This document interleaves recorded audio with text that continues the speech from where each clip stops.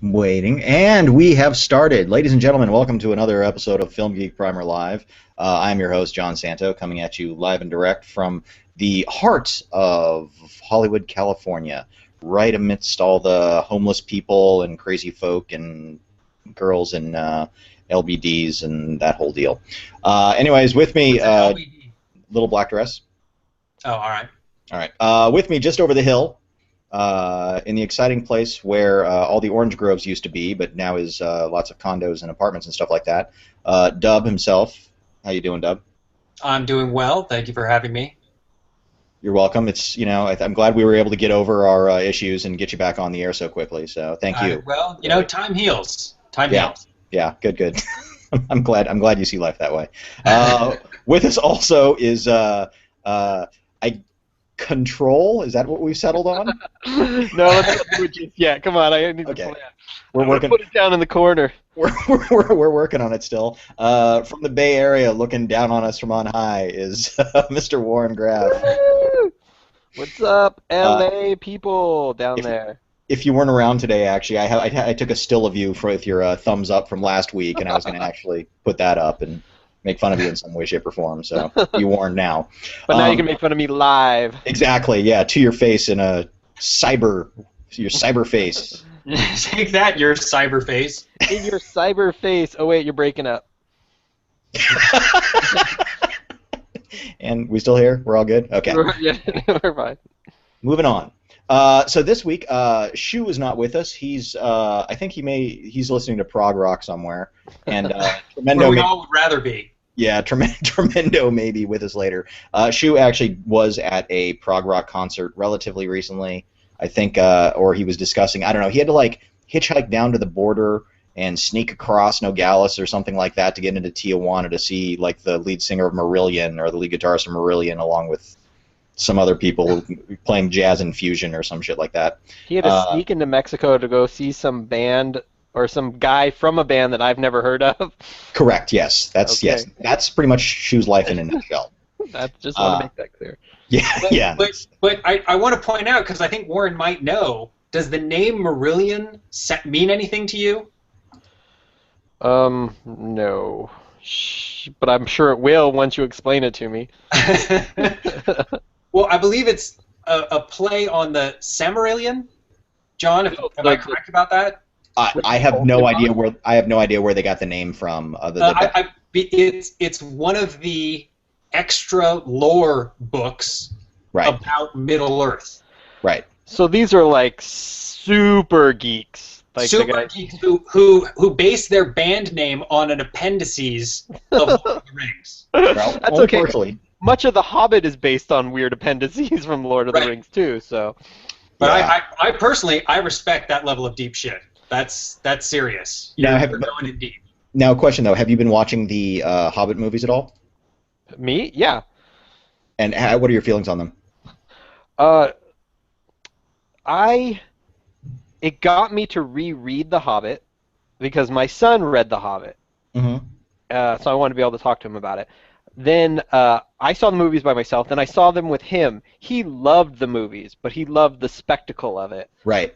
I felt like it lost a lot of the heart of The Hobbit. The Hobbit itself is actually a very fun, light, entertaining, touching movie. It's a very touching book. Yeah. And the movies are very Hollywood roller coaster ride, which is sad because I love that world. I'm gonna watch them anyway. I'm always gonna go see them. I think Peter Jackson makes it look great. It's just I feel like something is lost in these Hobbit movies. Yeah.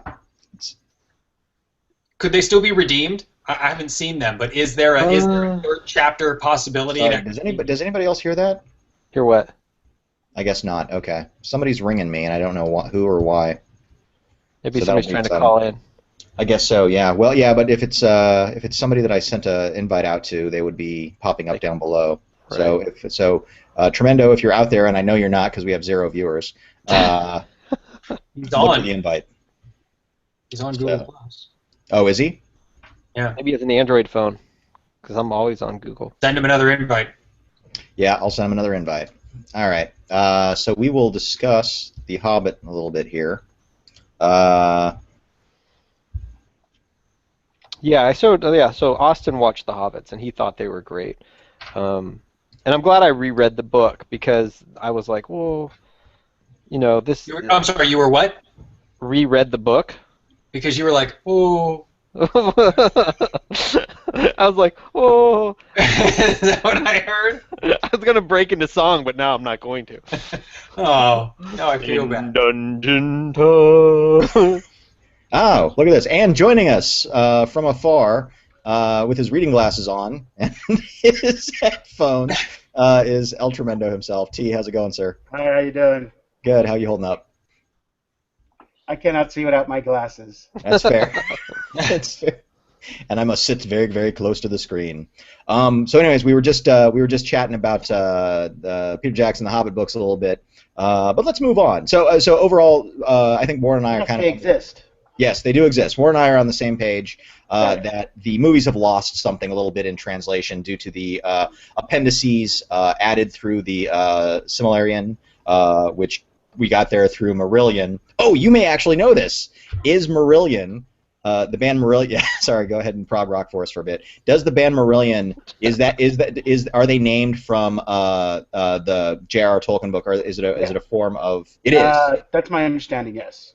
Yes. All right, we'll get confirmation. I'm going on Wikipedia right now. You guys keep talking about the Hobbit movies, which I haven't seen. I'm going to make myself useful. I haven't seen them either. I haven't seen really? The Hobbit. Really? I'm kind of shocked. I would have thought you would have seen both of them. Yeah, no. Just haven't gotten around to it. Yeah, fair enough. For the spectacle of it. Yeah, it's it's one of those things. I'm glad I saw them in the theater because I also saw them on DVD too with Austin. I don't know what the 60 frames a second. Yeah, the high frame rate. Yeah. It gave it too clean of a look. Like that's almost. It kind of worked to an advantage. It's a disadvantage. It was like. Yeah, I'm right with you there. Actually, the second one they toned it down a little bit so it looked better. But in the first one, there's a shot when they're going through a forest in the first one, and I swear to God, it's like they were shooting in a park where you probably could have seen like benches and kids having a picnic, like two doors, 50 feet right out of frame. It was weird looking. Yeah, not fun. Yeah, it's just way too clean, way too sharp. I mean, that's the kind of the point where I found some Marillion information. So let's read up on Marillion here. So Marillion was formed in 1979 as Silmarillion after J.R.R. Tolkien book The Silmarillion. And what does it say why they changed it? Is a collection of works edited and published posthumously by his son. AKA Money Grubber Tolkien. Exactly. Also known by his street name, Money Grubber Tolkien. Money Grubber Tolkien. So, but did they also known as never live up to his father's name? Yeah. So it didn't say there, Dub, why they changed it to Marillion from that. I'm guessing Money Grubber Tolkien decided to pursue legal action. Well, it was shortened in 1981 to avoid potential copyright conflict. So they beat.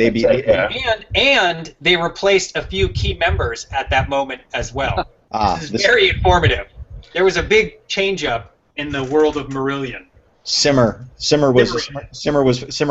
and Marillion stayed behind. You might even say that they had to simmer down. Simmer down now.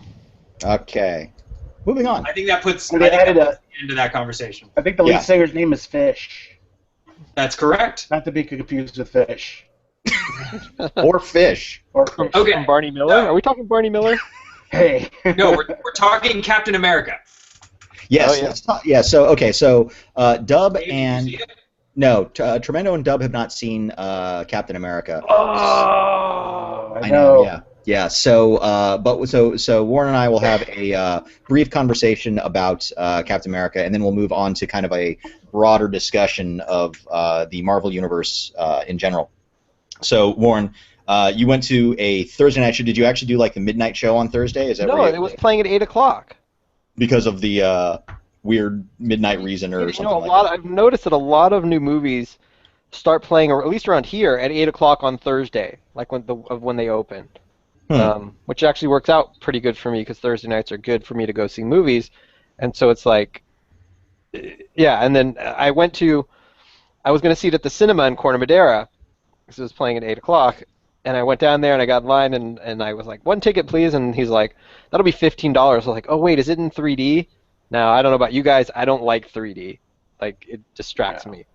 So I had to go drive up to... It's useless for me. It just flattens out after the first 15 minutes. Yeah, and the color is all faded, too. It just doesn't look good. So anyway, I had to drive to another theater to go see it. And it wasn't as crowded as I thought it was going to be. Like, I thought it was going to be sold out. But, yeah, no, I loved it. I think it's, like, in my top 3 of the Marvel Cinematic Universe movies. So give us your top 3 movies just out of curiosity. Well, I think they're pretty obvious. It's the first Iron Man, the Avengers, and now this Captain America. Gotcha. So now, and what for you is your least favorite? My least favorite, I guess, probably the Hulk. Not that I didn't like the Hulk. That's the thing. I liked them all, and I enjoyed it a lot. But you're talking about least favorite out of these movies. Yeah. I think I liked Thor because I was really surprised that I liked it as much as I did. Yeah, Thor wins a prize just for not sucking. Yeah, I was like, oh god, I got to go see Thor. But then I was like, oh, this is really good. Yeah. The first Captain America, I thought it had sort of a look to it where it felt like it was shot on sets, like in a studio the whole time. Like where this Captain America, you feel like you're all over the place. Right. This one felt like, because I guess they're making it's 1942. It's the war. So I guess they had to shoot it in on big sets. But I liked the set look. See, it worked for the movie. I enjoyed it. I liked that movie. But I'm blanking on the director's name. Joe Johnston. Joe Johnston. He did The Wolfman before this, yes, which was another movie that was shot entirely on sets. Yes. But it fit the feel of the movie really well, and that's how I felt about Captain America. It was very clearly shot on big sound stages with like fake trees that could fall over as a single unit, in the background. Yeah. No, but it was still excellent. Yeah, Captain America for me, the first one actually is my favorite of all of them, and that's the one that I've actually watched the most. Even the Avengers are pretty close, but I don't even know if I should count the Avengers among them because it's like when you bring everybody together, you're gonna find something to like theoretically.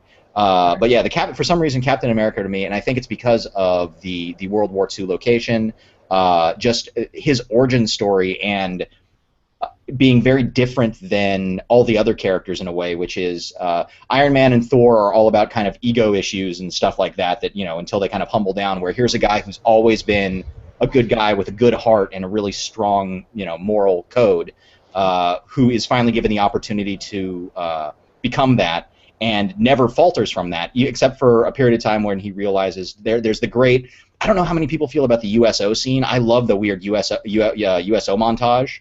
Yeah, where he's trying to raise money for the country, and it's great because it's kind of like he loses himself thinking that he's actually doing good, right? Or he's doing good, but he's not doing what he wants to be doing. And then it's like, so you see him go through this great montage, and he finally walks out on the final bit and says, "Hey, so buy bonds." And the reverse shot is just pouring rain in the middle of fucking Europe, and all these soldiers are looking at him like, "You dick, just grab the girls." Yeah, you don't know what's going on. And that's when he finds out that Bucky... His ego is his biggest enemy, too. Yes. He starts from a very different place. Yeah, it's a terribly earnest movie.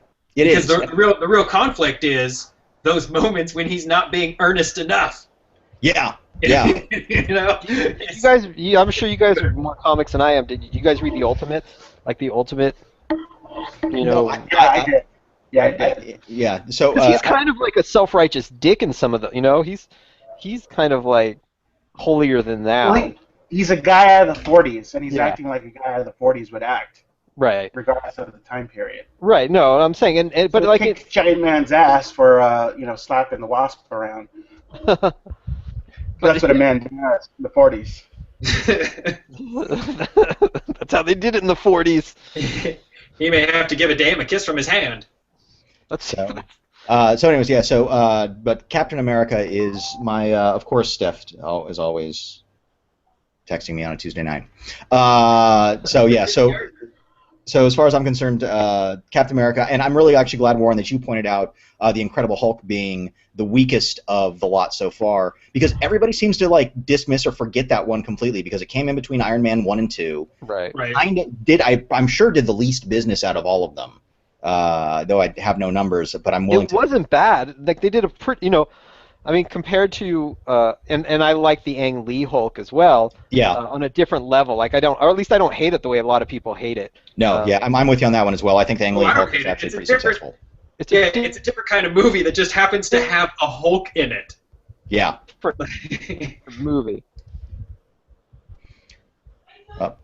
Hi. But this one was more of like what you'd expect a Hulk movie to be, and then like the Avengers, like that Hulk, like okay, now they know how to do the Hulk. Like Right. that's closer to the Hulk. If anything, the Hulk is more of like a loose cannon than anything else. Like going back to the Ultimates, because a lot of the Avengers was like from the Ultimates. That one started out where the Hulk was the one, they're trying to stop the Hulk. He was the one tearing apart the city, and that to me makes it interesting. Like make the Hulk more of a loose cannon than a hero, because he is. He's sort of like, I like him better when he's sort of. So you guys have all read more comics than me. In the Avengers, isn't the in the Avengers, isn't the Hulk's ability to control himself a little loose in terms of the rules? We are going to go to Tremendo on this one. Like he's able to go nuts sometimes, but he's not able to go nuts. In the Avengers cartoon, it's a little more established that while he can control it, sometimes it gets out of control. But I thought in the movie Avengers, it just wasn't really established that well. Yeah, and it's been bounced around throughout history, the history of the character, and I think they pretty much separate Hulk from being the Hulk as a separate person, and Banner being a separate person. I think that's the current incarnation. Uh-huh. So I don't know, maybe in a separate Ruffalo movie they'll explore the fact that he can control it, or that he and the Hulk are basically the same person and retain the same personalities. But in the comic book, I mean, it just depends on who's working on the thing and what their take on Hulk is. Yeah, So exactly. it's never been a hard, steadfast rules with the Hulk in comics. Yeah, I don't know why that hurts the character for me. That he can control it, or that he. Just that it's inconsistent. Gotcha. I see. Fair enough. We're talking over Well, like a lot of characters. Yeah, a lot of characters are inconsistent. like though. when he was a you know. bouncer in Vegas, and he was known as Mr. Vegas. So okay. So really quick, T. What's give us kind of some of your what are your favorites? What are your least favorites? Favorites, top three: Captain America, Avengers, and the first Iron Man movie. Least, the bottom have to be definitely Iron Man 2 at the bottom. I like Hulk a little bit better than Iron Man 2, but Iron Man 2 is just, and I've only seen it once, and maybe it deserves a rewatch, but I think it just fails at every single level of just plot and character. I don't even remember what it was about. I remember, Whiplash, sashaying around a racetrack, and that's about all I can remember. And, I forgot about really Iron Man lame 2. battle I at actually the would end. put. I forgot about Iron Man 2. I'd actually put that behind the Hulk. I think I said Hulk. Watch it again, because it's not like I don't want to be like a big defender of the movie, but think Why about it don't in you terms of marry it? the first act of the movie is just terrible. Like it's so difficult getting through that little. Now that's a terrible USO show. In Iron Man 2, that's a really bad one, and it's distracting and it's gaudy and it makes you like uncomfortable to watch. And then it goes into the weird. I'm blanking on his name. Crazy Face. Whiplash. Yeah, it goes into Whiplash's backstory, and you're in Russia, and it's unpleasant, and it just has a very bad start to it. But once it gets rolling, it's actually not so bad. It picks up on some of the fun, but it just has a really tough start to it, and it colors the whole movie. Yeah. It's sort of a bad ending too, though. No, Yeah. I like the battle ending. I like the big battle But ending. it's just sort of tacked on. It doesn't feel like. I don't know. It didn't feel like it was doing anything. No, certainly the ending in the first Iron Man is much more organic. That's why it's up there. I'll just list mine. It would be the first Iron Man, the Avengers, and I'm going to go Thor over Captain America. Interesting. I really enjoyed just about every level of Thor in a way that I wasn't expecting to. I was going to say now, is some of that clouded by the you're surprised it didn't suck level? that might help it, but I just think overall I really enjoyed the character arc. Right. And I really enjoyed following that character through his flaws, so to speak, and giving him a very clear, very overt, very cinematic metaphor in his hammer. You know, this best parts of him that he couldn't get to, that he has to live without for a while. I just enjoyed that. Right. And a lot more than the sort of normal power arc that you see in these characters. Sure, and of course we have to admit that Hemsworth pulls off Thor beautifully. He looks so weird. If you see it again, look at his makeup. He looks so pasty-faced and weird. He looks a lot better in Avengers and the Dark World. I'll have to see it again in high def. Yeah, he just looks like he just got off a bender or something, or maybe he did, but. Well, he's a knockdown Thor, you know. He's a Thor in the dirt at this point. He's stuck here on Midgard with us. It's a sad state of affairs for him. Fair. So, but I think probably one of the things I'm curious if we can agree on this is that one of the things that Marvel has done incredibly well so far is in casting its main characters. I mean, because we never would have. I mean, I feel that when Iron Man was announced, people were like, Robert Downey Jr., well, he'll get the drunk part right. And then, of course, Hemsworth was like, well, he sucked in Star Trek or something else like that. And I'm like, he's barely in Star Trek. Yeah. And then Chris Evans, of course, you're like, but he was somebody else. So I feel like in a roundabout now, of course, where we've kind of where they've been stumbling along in a weird way, of course, has been with the Hulk, and they finally pegged it with Ruffalo. But I mean, great casting choices as far as the leads have gone so far. So, what do you think is the worst? Who's the most miscast? Who's the most miscast? Yeah. Interesting. I don't know. Dub, start with you. You know something? I don't know Who doesn't work original for you? versions of the characters well enough to have any other people in mind. Right. Okay. T? God, I can't think of anything. The first thing that came to mind was Jane Foster. Jane Foster. What's her name? Natalie Portman? Natalie Portman. She does nothing for me. Acting wise. Okay. She fair just enough. Jane Foster is a bland character in the comics, at least when I used to read it. So maybe she does pull it off accurately. Right. Okay, Warren. Or maybe she nails it. Yeah. So. Still awake? Yeah, I'm still awake. I don't, who's miscast? Yeah, I was gonna say I can't really. In my book, I really Nick can't. Fury. No, it depends on what Nick Fury you're talking Nick Fury about. needs to be white. No. Actually, I did read some of the old Nick Fury comic books where he was like an old white guy, Right. the original, and he was more of like not even a director. He wouldn't be director of S.H.I.E.L.D. He's more of a guy that's going to go out and kill people. Yeah, He's he was. a Howling Commando.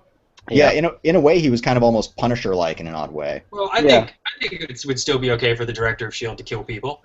Yeah, no, but like this Nick Fury was like, I'm not going out there. I was like, negotiate? What the hell are you talking about? Like, just go in there, take over a country, and leave.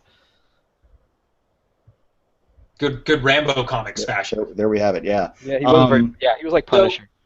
So Nick Fury brings up a good point, which is the cross-stitching of all of these characters. I agree. Yeah. Well, and that's something that I wanted to kind of be our main focus of tonight, which is Marvel has done something that, as far as I know, has never been done before in the history of cinema, which is taking separate movies and building them all into a single universe where, of course, we could then get to see them join together, separate apart, and continue in their own separate films until they get together again. This creates pluses and minuses in my book, and I'm kind of curious to listen to how you guys have reacted or feel about the universe as a whole so far, and what Marvel Studios is kind of doing with this master plan, which, if I understand correctly, they now have ideas planned out until 2028 or something like that. They've got some giant master plan. My understanding is they have structured, once they became a studio and they got the resources and they owned all their own properties and they could move ahead on something like this, they had like a 3-phase plan. Right. And phase 1 was to get it to the Avengers, where they would introduce Iron Man and Thor and Hulk and Captain America, and then do a movie where they all come together. And they were able to work in some secondary characters like Hawkeye and whatever, Black Widow. Scarlett Black- Johansson, yeah, Black Widow. Yeah. And tie them into a single movie that starts the Avengers. Now, what's interesting is they have, and where they're so lucky is they've got literally decades of pre-work on these stories and characters. Like Sure. they've got generations of comic writers inventing and exploring these characters for them. So they, in theory, have so much to draw on. Well, and they also have a massive library of characters. Throughout all of the films, there have been references to, and even in the new Captain America, you will notice the names of many characters that play out in the Marvel universe. So it's not like, unlike the DC universe right now, it's not like they're making up shit as they go along and kind of just toss in whatever name. They're actually basically have their giant encyclopedia there and say, okay, we need somebody like this. Who have we got in our library that kind of fits this mold and within this structure, and how do we put them in there? Let's not forget, this is part of the Disney machine now. Yes. So they've got the resources behind them. So I feel like the tricky part is over. Like what they proved in phase 1, what they proved in introducing 3-4 separate movies that all had a 3-minute Nick Fury scene tagged onto the end, and then weaving those 4 movies into a single story, and then continuing to break off. We've had Iron Man 3 since the Avengers. We've had Captain America since the Avengers. Thor: Dark World. Thor: Dark World. Each of these characters have gotten a post-Avengers movie already. They're kind of through it now. Like, they've got the momentum. And what's cool about having so many characters is, as we see with the Hulk, or as we see even with Agents of S.H.I.E.L.D., none of these properties in and of themselves are load-bearing, right? One could collapse, and the entity will still move on and still have that whole pre-sold base behind it. It's like Harry Potter movies that never stop. Right. Well, yeah. One of the nice things. Another one coming. One of the nice things about the Avengers also is that it's a continual changing team. So when Robert Downey Jr.'s contract runs out and he says, "Fuck y'all, all y'all," Iron Man can go away and they can have somebody else come in. They can, or this entire phase of characters can move out. Maybe they'll keep one depending on how many contracts they have. Right. And of course, the character that plays Bucky Barnes, the actor that played Bucky Barnes, He signed up for 9 movies, right? Yeah, he's just signed up for. He's got a 9-film movie contract now, and so for anybody who knows kind of his story arc, that's awesome. You can see where that's supposed to be leading in the future. So they're really kind of pinning down the studio. Now, this is a really interesting concept and idea, and they faltered a couple times with the execution. I think they like with Incredible Hulk and Iron Man 2, they were stumbling a little bit, and they're like, what, we gotta hope that these others work out. Thor miraculously, they just had to work the program. Yeah, Thor miraculously, ended up not being garbage, and Captain America did. I think Captain America kind of fell in basically where they expected it to fall. I didn't think they weren't planning on this thing. There was no way that it would have been a huge hit in any way, shape, or form. But this one is a surprise. This I don't know. I think the Avengers helped give Cap a little bit of a boost, and then the pre-word and Captain America: Winter Soldier really has blown up. Helped a little bit by critics. I mean, the critical response to it, it has been through the roof, and it's and I think that's. It's they always say critics never help anything. I think actually this has built up and helped some of the box office because of the positive critical response from all different corners of the highbrow to the lowbrow of the critics. It'll bring people in who aren't necessarily superhero movie fans because it is an intrigue, like a spy intrigue movie that happens to have Captain America in it. It's one of those things where. After I walked out of it, I was like, this is what that Jack Ryan movie should have been. Like, it should have been that. It's not even, Jack Ryan was not as exciting or had as much intrigue as Captain America. Yeah, and that's actually one of the things it does. If you pulled out all of the aspects of the story on its own for Captain America: Winter Soldier really holds tight as far as just its plot and the behind the scenes bwahaha going on with who's really controlling America. All right. That's enough of that. Right. Sorry. So, anyways, but I kind of want to discuss on the plus side, you have all this great world building, and you have all these different parts that then meet up, and sometimes you can like some of the films and dislike other movies, but that didn't really that didn't affect the Avengers in any way, shape, or form, because they were all there and they all got their moment in the sun.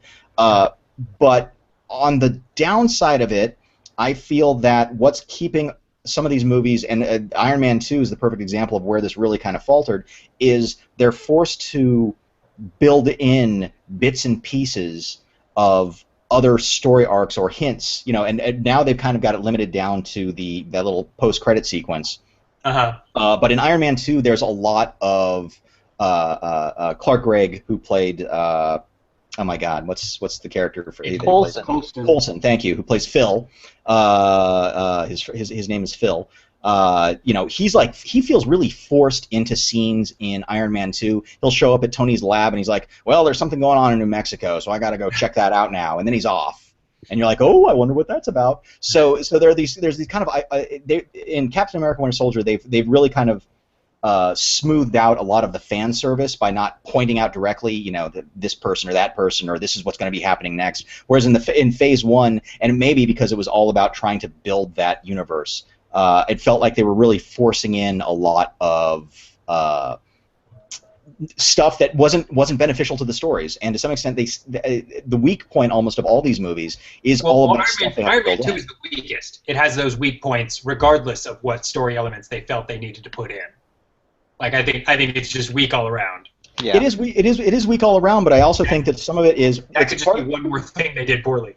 Yeah, I think that's kind of a big portion of it. Or even in Thor, they had to get Hawkeye in there, so and that was like I believe that was even like a late decision. So it's completely useless in that whole thing. It's, hey, let's wheel him up in a crane, have him get ready to target, and shoot him just in case, and then stop. You know what it does? You know what it did for me that first time I saw it, because I didn't know who Hawkeye was these people are really incompetent.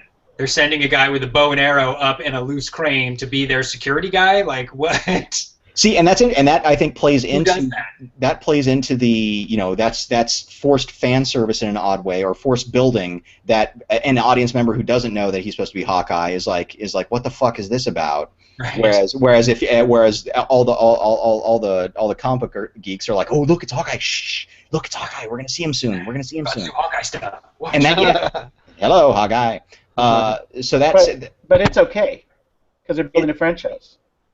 See, but right, but that and that's alienate that much. I mean, the movie was still, blockbuster. Right, but it's not. But I'm talking just on a general storytelling sense, though. Yeah. I mean, it's. Okay. I mean, that's. I mean, it's sure they're building a franchise, but it's like, okay, so you're showing us your business tools versus telling us a clean and coherent story. I think. I think that maybe applies for Iron Man 2, but I think maybe, like Aaron said, Iron Man 2 was kind of a mess anyway, and when you have a messy movie, like all that stuff sort of like you see it all, like it all just sort of stands out. Like, the Hawkeye thing, at the time I didn't really know who Hawkeye was, and that he kind of showed up with his bow and arrow, and I was like, oh, what's this guy gonna do? And I think what that kind of thing is that it shows you that maybe this universe exists and these people are in there, and whether they just come through or they don't come through, or whether they explain it or don't explain it, you're sort of like, wait, what was that? What was that? But you kind of move on. And then as you see the big picture, when you see in another movie, like, oh, there's that guy from Thor, here's who he is. It sort of explains it. So they're sort of peppering these things throughout there, and I see what you're saying, how that could be sort of a bad thing, but I think at the same time it could also be sort of a good thing, where it's sort of just like, this is the universe, you're going to accept it. We're not going to explain everything right now, but eventually all this stuff is going to kind of come to the surface, and you're going to figure out what it is. Sure. so I see it. Yeah, it's good and bad. I think in Iron Man 2, it's clearly bad, but that's because it's in a bad movie. I think in some of the other movies, when it sort of pops up, it's not as distracting. It doesn't really take away from the overall story. Right, and it's funny because it's like I think in the Incredible Hulk, the serum that is used to create Tremendo. What was the Tim Roth character? He turns into the giant beast. What's his name? Abomination. Abomination. Thank you. Abomination, yeah. Okay, so that they reference the super serum that was used for Captain America, but they never say anything about Captain America. It's Yeah, you know. If you don't, you don't have to. yeah, But they exactly. reference that super serum a lot. Like Winter Soldier was a version of the super serum, and the Hulk is the version of the super serum. Yeah, and in the Hulk, what's Tim Blake Nelson, his character, Right. The leader. he gets like the serum. He'll become the leader at some point. Exactly. Like so, like unless you know that, you're just like, well, why is he looking kind of weird and he's got the stuff on his head? So Yeah, he becomes Oh. That's his name. So yeah, he becomes like super smart or whatever it is, and from Yeah, this. I remember him from the Avengers cartoon. He's voiced by Jeffrey Combs. Really? There you Oh, go. that's right. Yeah, it's awesome. I was like, I know that voice. It's awesome, and I love it, but I don't know who it is. I had to look it up. Oh, that's pretty good. So yeah, but But everything is linked together in the universe. Well, but so- gamma rays. So the other point I want to bring up that makes me think this is something that like John's saying we haven't seen before, but that we're going to be seeing in perpetuity, well past 2020, is because the other thing Marvel has, first of all, Marvel has experience doing this, cross-pollinating their characters in ways that tell broader stories, and they probably have experience setting things up that they don't necessarily have to pay off. But what I'm saying is that they have experience setting things up that they do pay off. Thinking these things ahead of time, and at the very least, just giving enough information to sort of keep moving. And then the second thing that they have experience doing is rebooting characters and telling side stories with the same characters and doing reinventions. So when Phase 2 finishes and Phase 3 rolls around, there might be a new Iron Man movie, the same way there's a new Spider-Man now. Or maybe they'll let Iron Man lay dormant and they'll try and bring up, their next big seller. Or maybe something will happen and they'll get, Spider-Man or X-Men rights back, and they can start folding them into their broader universe. Yeah, that rights back thing isn't going to happen anytime soon, No, unfortunately. it's not. Yeah, It's not going to happen in our lifetime. Which is a bummer because actually I think throwing Spider-Man, especially if they could do Andrew Garfield, I'm not a huge fan of the Amazing Spider-Man, and the sequel for me still looks iffy, considering they show half of it now amongst the trailers. But him and his charisma, I would love to see him as Spider-Man, Peter Parker, having a conversation with Tony Stark. That would be, Downey Jr.'s Tony Stark. There would be a really interesting charisma chemistry there between the two of them. Yeah. But yeah, and I agree. It's a really fascinating thing to kind of try to wrap my head around or do a deep dive on about. Yes, these things may not pay off now, but they are going to pay off later. I don't know how I feel about that as a storytelling tool, if that makes any sense, because then you have it feels I don't want to say cheap. At times I guess it just doesn't feel organic. It doesn't, sometimes later on I'll be like, oh, that's kind of a reference to so and so, but it's just such a passing thing and not a point in your face moment like there was, especially in the first series, Phase 1.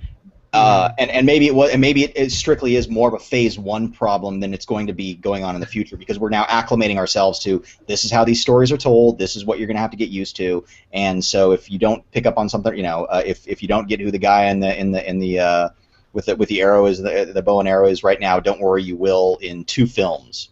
And that to me, I don't know. It still feels a little clunky as far as trying to give me an individual movie, a single film that I could like. Like, say I only like Captain America, and those are the only ones I want to see. If those bits happen, those are answers that I'll never have. But of course, in this case, everybody and their fucking grandmother went and saw the Avengers.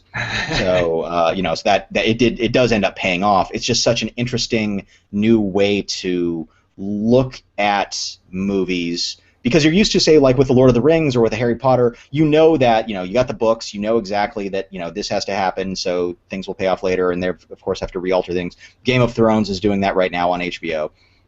But that's where Marvel is a different entity. That's where Marvel has the experience doing this in perpetuity.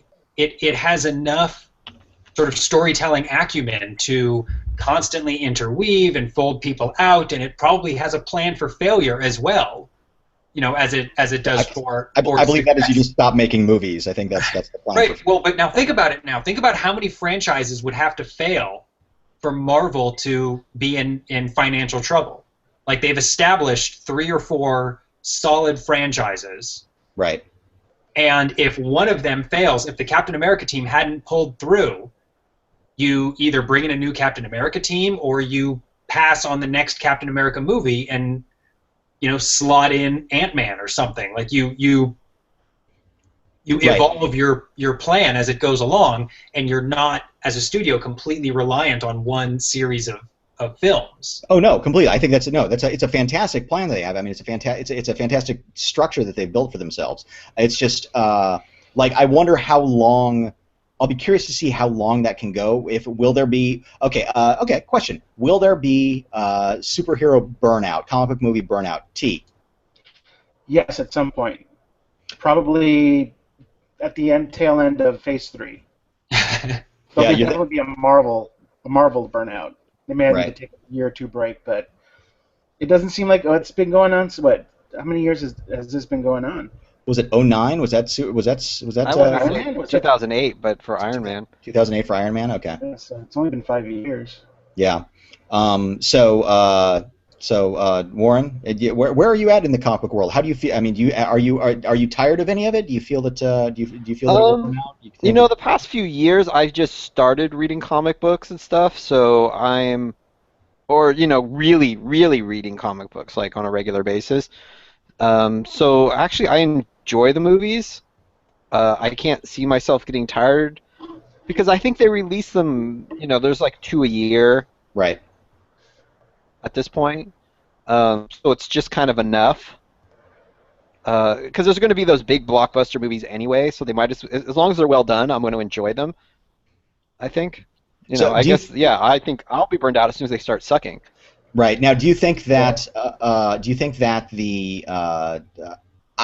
I don't know how you guys feel about X-Men Days of Future Past coming out. I'm not impressed with anything that I've seen so far, and they keep. I mean, watching Quicksilver eat a breakfast sandwich from Burger King doesn't. He looks terrible. He looks well. Yeah, he looks. The '80s Generation X TV movie. I don't know if you remember that. He looks awful. Yeah, he looks. Oh yeah. The costume, and there's a whole. We can actually get into Bryan Singer here in a second.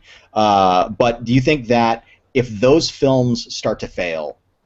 Bigger. I mean, if like say Superman versus Batman is going to come out the same day as for now. For now, right? Yeah, it's, as Captain America 3 in 2016. That's such an interesting head-on-head kind of collision course that we're waiting for.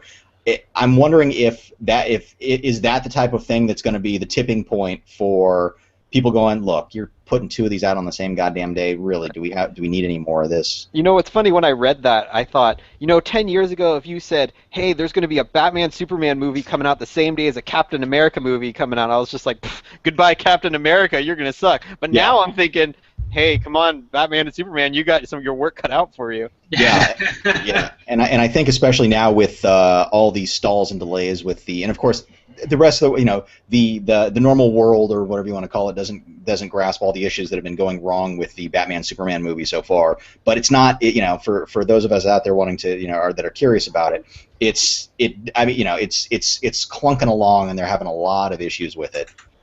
So I've always kind of thought that whatever Marvel was going to open there was going to have to be a strong hitter. And now after Winter Soldier and it's set up for Cap 3, Zack Snyder's got his work cut out for him on this one. Well, I think the DC world is showing you how not planning ahead like this and how not having a distributed load of heroes means that you can have superhero movies that sink the studio, that do so poorly that it puts the concept of superheroes on hiatus forever. Whereas here, it's like a Hulk may come out and it can suck.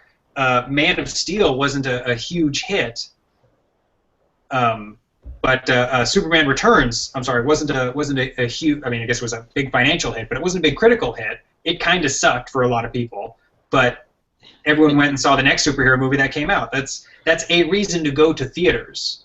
Right. I mean, people only aren't DC lining up to go see August Osage County, or even 12 Years a Slave, a movie that swept the Oscars. The best of cinema is not the reason you go to a 40-foot screen. Captain America is why you go to a 40-foot screen. If only DC could do in live action what they do in animation, then they'd pose a much bigger threat to Marvel. Yeah, they put out They amazing. have a lot of good animation, don't they?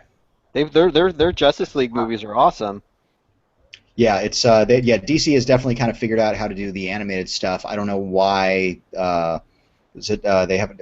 Is it Warner Brothers? It is Warner Brothers, Yeah. right? Which is weird because here are people that understood that turned Harry Potter into a bazillion-dollar franchise.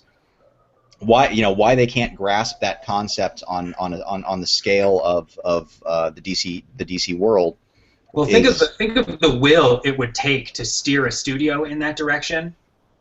Because Marvel, that's all they had was Marvel. Like, they were just Marvel. We want to be Marvel Studios. We want to start up. We have a vision for a little studio. They didn't know Disney was going to buy them. They said, we want to make movies that make just enough money to make us profitable. We've got these great characters. We should be the ones exploiting them. Let's try it. A bunch of go-getters. Whereas at DC, especially if it's part of Warner Brothers, who knows how long the person who says yes is going to be in charge of that position. And what you're talking about is a multi-year process. I mean, when did Iron Man 1 come out? 2008. 2008? Yeah.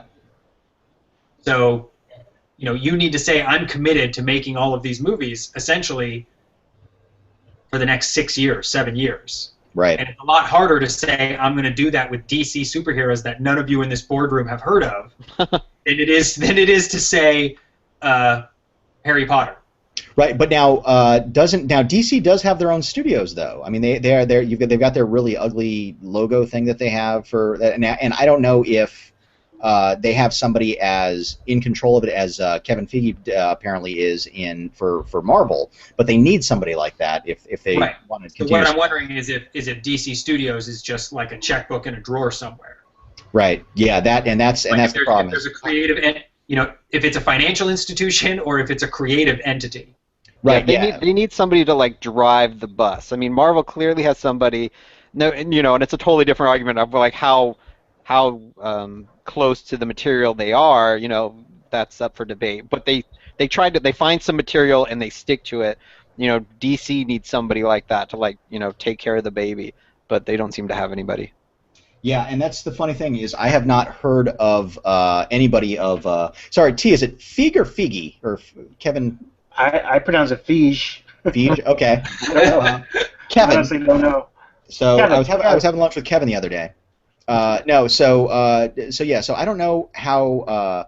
I've never heard of any names from the DC company side. I've never heard them talking about stuff out loud, and I'm sure they're there. I just have never paid attention. But for some reason, Kevin Feige or Kevin Feige's name is continually popping up, and the man is always doing interviews, and he's always being a part of. He's showing that he is the captain of the boat, and that there's a star that they are following on this journey.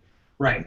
I think he's got the long-range plans, and they're giving the creative reins to Joss Whedon. I think Joss Whedon is a creative force across anything after Avengers, is my understanding. I think a little bit before, too. I think once he started Avengers, he was able to, he kind of forced his will on, the end of Captain America and stuff like that. It's fine. I mean, no, it's good. He writes, he's a comic book writer. Right, To give an analogy to... the publishing analogy to the cinematic analogy to cinema. In the 90s, Marvel was they were filing for bankruptcy. They were on the verge of ending. Yeah, that's why they ended up selling off Spider-Man and X-Men. Exactly, and they sold off a lot of those properties to keep afloat. They also oversaturated the market with collector's editions, so they poured all this money into production rather than focusing on the creative product. And it just took a time where guys like Joe Quesada, who has a hand in the cinematic universe as well, came in and said, you guys need to focus on quality over quantity or catering to the collector crowd, because that collector crowd is way oversaturated. So they brought on guys over the years, like the last 10, 15 years, like Ed Brubaker, who did The Winter Soldier. Winter Soldier, right? And Matt Fraction and Mark Millar did the Ultimates that highly influenced the Avengers. The analogy with the comparison with DC is DC never went through that hardship where they're faced with that decision to go and focus on the creativity over marketability or market dominance. So they were always backed by Warner Brothers. They had the Warner Brothers money bags behind them. So I think that's the difference in the quality and the slowness as which they push their products to movies. Interesting. It is. That's very That solid. makes sense, though. Yeah. So Good info, But team. it's a hardship, like in life. Right? that's right. That's right. You gotta suffer for your art, boys. You gotta suffer for your art. So then let's discuss a Marvel universe that Marvel is not in charge of, which is the X-Men, because we also have coming out in a couple months X-Men: Days of Future Past, based off one of the classic storylines of X-Men lore. Bryan Singer, to some extent, we can say, is one of the key factors in bringing back the superhero movie. Blade, I think, actually also plays somewhat of a large part in that. But the X-Men was the first sign of proof that you could create a bankable superhero movie again. And Singer had to do a lot of things, like they didn't wear costumes that looked like their original costumes. They did a lot of altering of systems. Mm-hmm. Since the X-Men and X2 came out, we have now had countless super comic book movies. Has Singer, and this may just be me and my feeling, have comic book movies grown beyond Bryan Singer? Whatever he brought to it, whatever it was whatever that magic that he brought to it originally, has he now been lost in time because of the way that we now watch comic book movies? Well, that's going to be up to Bryan Singer. Yeah, he hasn't made one in a while, right? I mean, so I haven't seen since Superman Returns. Correct. Yeah, and that's but we've also we've seen all the characters. We've got all those Empire covers. We've got 3 trailers now. We've got a lot of stuff on what the new X-Men movie is going to be, and the Quicksilver. I think really for me the kind of the rock that's going to break the camel's back to some extent for me was that the Quicksilver Burger King ad.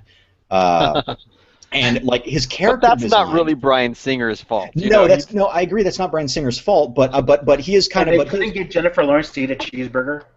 Yeah, Carl I know. Jr. does. Yeah. No, to me, what that says to me is that we, the financial decision makers of the company, have so little faith that this product will make us enough money after it is released in theaters that we're going to try and cash in early to make sure that there's still some money to be made. Because you didn't see Batman Happy Meals before The Dark Knight Rises come out. But that's because that was a darker There had movie. enough faith that this movie would make its money in the theaters. It wouldn't need tie-ins with Burger King. But there's tons of movies that became huge successes that also had tie-ins with Burger King. I was gonna say, well, I mean, most of the, I don't know all of the Marvel films, as far as I know, have had, or most of the Marvel films have had tie-ins with I have Subway tons or of someplace like that. Iron Man stuff that my kids got from McDonald's and Burger King. So. Yeah, the only thing I have is Green Lantern. Send them this way. Send them this way, Warren. Sucker. Yeah, really.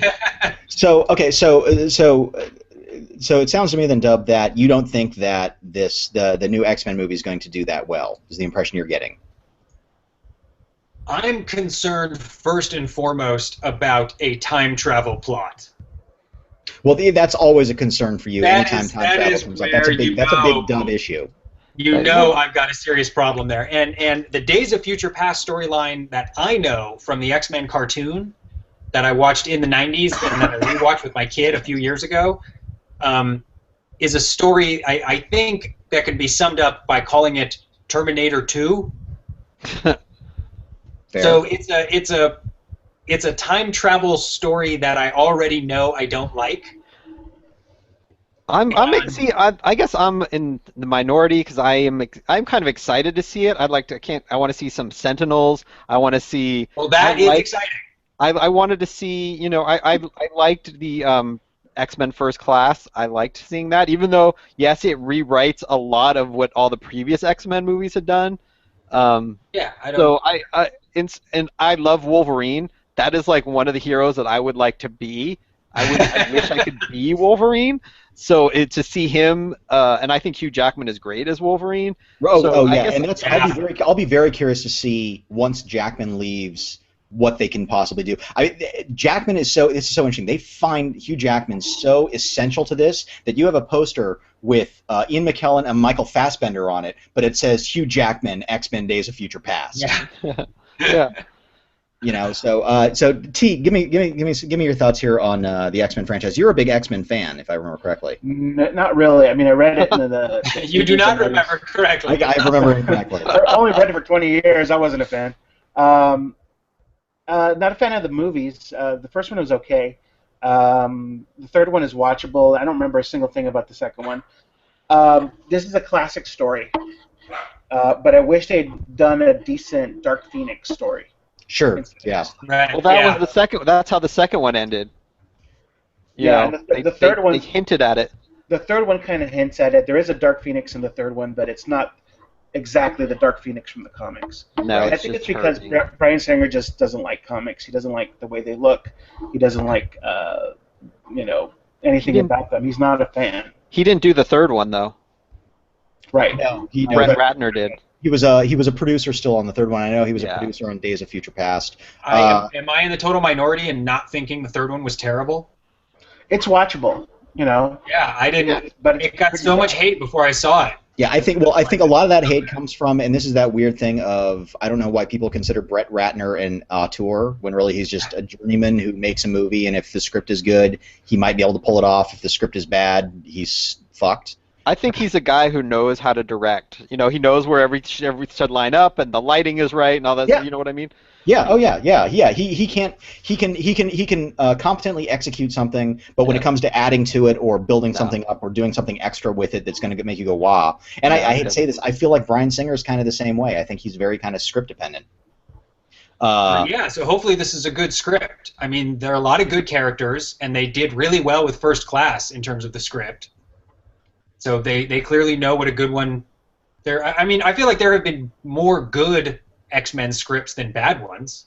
Yeah, and see, I'd say I really liked X-Men First Class, and I believe I'm kind of awkwardly in the minority on that one. No, I liked it. I said I liked it. Yeah, I enjoyed it too. It was good. Okay, never mind. Then everybody here liked it. Nobody else did. No. But Matthew Vaughn, who directed it, stepped away from directing this one, and then Bryan Singer stepped in. That, to me, is kind of a sign that maybe something's off, although Matthew Vaughn is kind of classically known for walking away from projects as soon as he feels that there's something there that he doesn't want to do. He walked away from Dark Knight and Iron Man and Die Hard and Citizen Kane. Kick-Ass. Yeah, and he gave us Kick-Ass, which I'm not a huge fan of Kick-Ass. So let's see here. There was somewhere that I wanted to go with this thread, and I forgot what it was. That makes for good podcasting. I might have to leave pretty soon, guys, so I don't know. Oh, yeah. Whenever you need to take off, take off. Actually, we can probably wrap this thing up pretty soon. But I did want to talk about Agents of S.H.I.E.L.D., the TV show. Okay, yes, please. Oh, well, what was, to me, a watchable show that I just continually watched every week, thinking it was sort of a lesser Marvel movie. After watching Captain America, I didn't watch it tonight. I'm recording it, but I can't wait to watch how these things turn out. It was I was hate watching S.H.I.E.L.D. from episode 3 on. Yeah. And then apparently gave up. They knew the storyline for Captain America 3. Of course, yeah. So that's why some of the things that they could and couldn't do was because they knew it was going to get to this point. Right. See, that's interesting. They should have started the series later then. I mean, there's so much fat. I just want to point out that the series is just another pillar in this load-bearing financial entity juggernaut that is Marvel Studios now. If the TV show fails, but the pillar is made of clay. But if it fails, they could start another one. Like they could try again. They've got enough character and narrative momentum of their universe at this. Have a show called Stark Industries. Right. Well, I think like a workplace comedy. where I feel they're going to Iron succeed Office. more is with the Netflix shows that they're going to be doing with Daredevil and Right. oh god, I can't remember who the other three were. Yeah. Punisher, I think, was in I there. can't wait. And Drew Goddard is the showrunner of Daredevil, who is known for Buffy and Angel, and he was a co-writer and director of Cabin in the Woods. So he's tight knit with Joss Whedon. So watching him kind of get in there and do something very specific for Netflix. Long-term narrative vision. Yeah. So yeah. Well, and this is another that series is. Sorry, T. Do you remember who the other characters were in the Netflix sale? I think it's Jessica Drew. Okay, which right. is not Spider Girl. It's some kind of a spy thing, like a Black Widow type thing, and Power Man and Iron Fist. Right. Iron Fist. Yeah, Iron Fist. That's What it. does Iron Fist do? He's a white Bruce Lee. He's got deadly feet. He's got the fastest feet in the city. He kicks a lot of stuff. Don't fail me now. And what they're doing with this series, which is interesting, is that I think they're 13 episodes each, four miniseries of 13 episodes each, and then there's going to be a 6-part miniseries with all of those characters, so it'll be like its own little mini Avengers. The Defenders. Yeah. Yeah, the Defenders. Thank you. Yeah. The B Team Avengers. Yeah. So which makes sense on kind of a Netflix show. I mean that seems to fit in well. I wonder again because I saw the Avengers cartoon and there were a few episodes where like all the Avengers get zapped away, and there's a B team of Avengers that take over and like are walking around Stark Mansion and stuff. It's been done. Like clearly they've done this before. They're saying we're going to take this side story that we're familiar with and retell it someplace piddly and worthless. They have tons of stuff like that. Like I read She-Hulk, and it sounds ridiculous. You're like, oh, She-Hulk. Hot. But it's hilarious because it wasn't just hilarious, but it was smart and funny, and it was a lot of like characters that they talk about the Avenger Mansion, but then there's all these guys who want to join the Avengers. They have millions of characters that they can go to, and some of them are completely ridiculous, but some of them are pretty cool. Yeah, well, I think some of them will fail, some of them will succeed, and I think they will separate the wheat from the chaff as time goes on and they will be able to continually maneuver through this universe in ways that will always kind of lead them to an odd success, unless we reach a tipping point as an audience that we're just kind of tired of Caped Crusaders, and it's always possible. Something there could be the next. The biggest shift I think was in the was in the 90s when Pulp Fiction came along, and all of a sudden like the giant blockbuster thing was kind of like you didn't have to be a Terminator 2 or anything to be a massive hit at the box office. You could be something much smaller. All right. So anything else we want to kind of chat about as far as the Marvel universe or anything in that way, shape, or form goes? T, you got anything? Who would you like to see next? I mean, they already announced several movies, but who's missing? Oh wow, who is missing? Well, I mean, now here's the thing: are they going to do Miss Marvel? I mean, and that's females. I think is something that they still have yet to really kind of peg and track down. And there's the whole weird Wonder Woman thing in the DC universe, yeah. But and Kevin Feige has been asked many times about when are real female heroes going to be brought in. Well, they have Ant-Man, but they don't have Wasp. Wasp and Ant-Man. And what was interesting Ant-Man movie's coming. And yeah, Ant-Man movie's coming. And in a early draft, there was a great interview with Joss Whedon. When he was writing the script, they weren't sure if they were going to be able to get Scarlett Johansson. So apparently he had written a version that was very Wasp heavy, and he was really excited about that character. So so there may very well be Wasp may very well be coming up. But as far as like the Phase 3 goes, because it feels like we are leading up to the Infinity Gauntlet. There are specific characters that we're going to have to introduce, like and Doctor Strange, of course, who's been referenced. God, I'm trying to think of. There were a couple other of kind of the side characters from that one that I can't think of off the top of my head. That's the other cool thing that they did was the way they introduced. This is something I noticed when I was watching X-Men, and I noticed it again when I was watching the Avengers. Is there's a certain just level of batshit crazy that these stories get to that you have to accept. So if you had said, I'm going to do a movie where the sky tears open over New York and a bunch of aliens fly in, that's really extreme, and a lot of people would probably be turned off by that.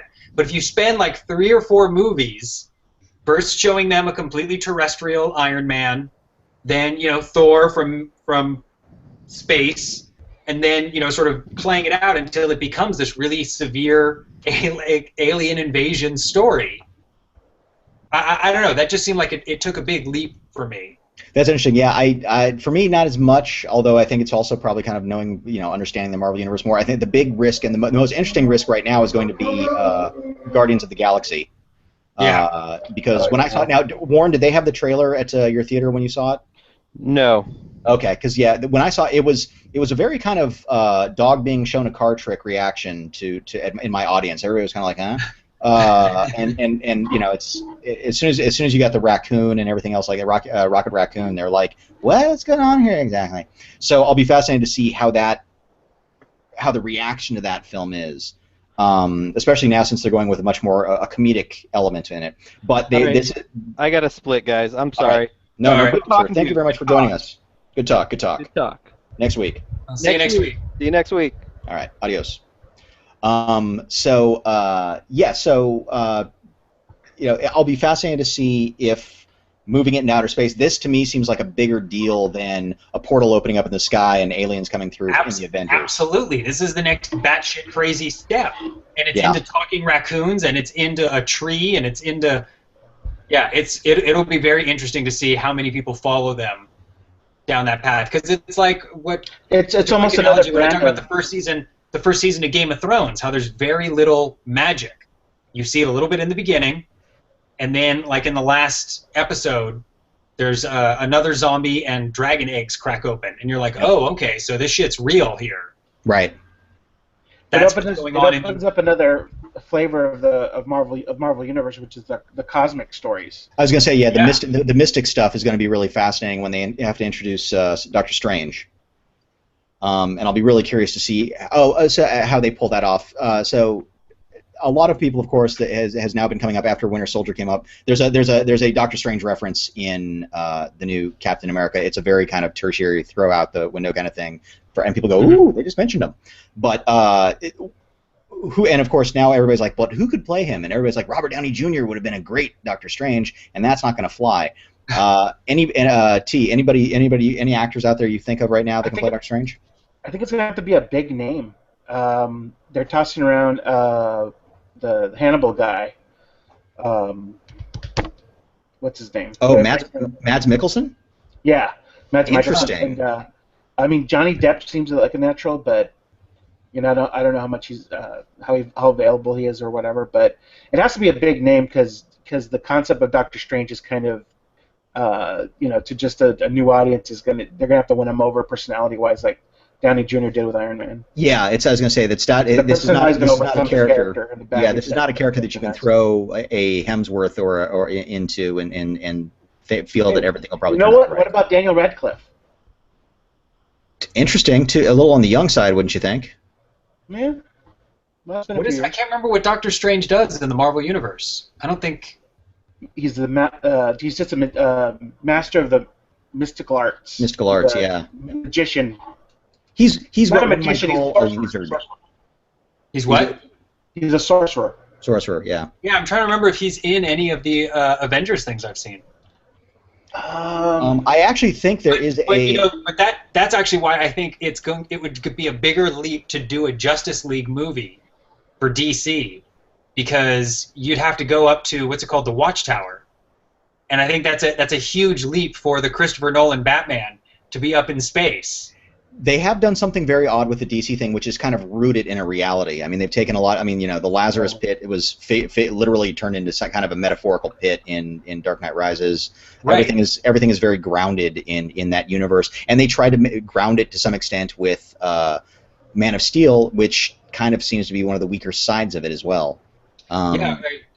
So it'll be interesting to see when they have to make that leap, because they want to make a Justice League movie. Like, they've got to be eyeing what Marvel's doing. Oh yeah. They have to merge it with the Arrow universe, because Arrow is very much like that. It's grounded, but it still introduces these characters with they had a character with Solomon Grundy. They had a Solomon Grundy character with a semi-grounded, logical origin. But there's I like a lot that. of like, I'll have to give that a shot. Arrow is not. It's not a bad show. And if they can merge Arrow with the cinematic DC universe, they might be onto something. Because now there's a Flash series coming next year. Right. So DC might actually have to go in the opposite direction, start with all their television stuff, and then move it up towards into the movies. Yeah. Which is weird considering they've been casting CW stars in their shows. Yeah. That's a bit of a nutshell. So, all right. Any other comic-y, booky, Marvel-y, stuffy thingies we want to get through here real quick? I could talk for hours. I'm looking forward to all of them. I'll watch them, but to me, as a comic book fan, they can do whatever they want in the cinematic universe as long as it's good, as long as it's a good story, as long as it's entertaining. It's not going to ruin any kind of love for the characters or any of the comics. Yeah. So I'm pretty not dispassionate, but just kind of like, it is what it is. It's a movie. Right. I'm looking forward to their first reboot. That'll be interesting. What do you think that's going to be? Spider-Man. Well, Spider-Man's rebooted. No, Marvel's. Oh, Marvel. Controls. It'll probably be Iron Man. And I'm sure they've got their hooks in everyone else long enough, barring any sort of horrific tragedy or. Yeah, see, and that to me is one of those things where it's like, okay, so what do you, I mean, again, Robert Downey Jr., much like Hugh Jackman, is so associated with the character of Iron Man. When you go and reboot it, I'm kind of curious to see how they're going to pull that off. At the rate they're going, they could probably go 6 or 7 years before they have to revisit the character. Sure. You know what I mean? Like they'll have enough of a stable of actors at that point, so that by the time someone else comes around, it'll be a completely different landscape. They can try it again. Right. Yeah, I'm more curious to see if they're going to follow the standard Iron Man path, and we'll have can't think of his name. Don Cheadle's character. Iron Patriot. Thank you. Yeah, the Iron War Patriot. Machine. Yeah, War Machine / Iron Patriot move in. Rhodes. And Rhodes come in there and kind of take over that role. That's what I'm more fascinated about. Will they not worry about? Stark go to jail in one of the storylines? He becomes a drunk. Yeah. And that's where Rhodes has to take it. That's where I started reading comics. Is when Rhodes took over the Iron Man armor. Right. That was my gateway. And he's in a wheelchair as well, right? For a while. I think so. Yeah. Yeah. Right, that's debilitated for a while. Yeah, I remember that for that being a bit for a while. But I'm even more curious to see if Marvel's not even going to worry about the reboot concept and go, fuck it, we got 15, 20 years of this that we can do with other characters as long as we can get people to attach themselves to them, and creating new franchises along the way and all of this other stuff that they can then, 20 years down the road when Harry Potter's old enough that he can take over the Iron Man role. Right. So that's something that they might be looking at as well. I would really love for them not to even be pondering the concept of rebooting a character into the universe again, as much as continually expanding out and out and out until it's much like the comic book universe that they've created as well. Anyways. All right. Last comments. Dub, where can people find you at? Film Geek Dub at Twitter. I've been tweeting stuff, including some awesome lamps that I saw at that store near Nats. Oh, is that all those things were lamps? Yes. Interesting. Okay. I'm on my way. Yeah. There's some great stuff in there. Hopefully, I'll get a chance to eat there soon, and I'll tweet some more. So, stay tuned. T, where can people find you? Can you see that? Twitter, Ultramendo with a little masky face.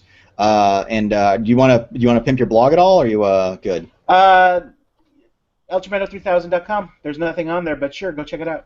Nice. That's where that's content coming soon. Ringing endorsement. And of course, you can find me at John Santo.